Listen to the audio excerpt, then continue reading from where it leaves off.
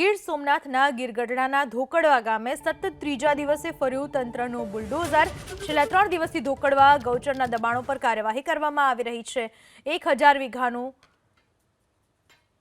જે દબાણ હતું ગૌચરનું તે મુક્ત કરવામાં આવી રહ્યું છે, ડિમોલિશન કરવામાં આવી રહ્યું છે। સતત ત્રીજા દિવસે દબાણો દૂર કરવામાં આવ્યા। 1000 વીઘા ગૌચરની જમીન પરથી આ દબાણો દૂર કરવામાં આવ્યા।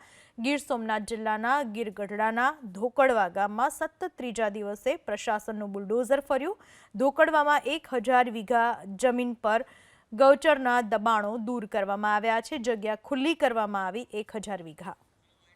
ગીર સોમનાથના ગીરગઢડાના ધોકડવા ગામે સતત ત્રીજા દિવસે ફર્યું તંત્રનું બુલડોઝર।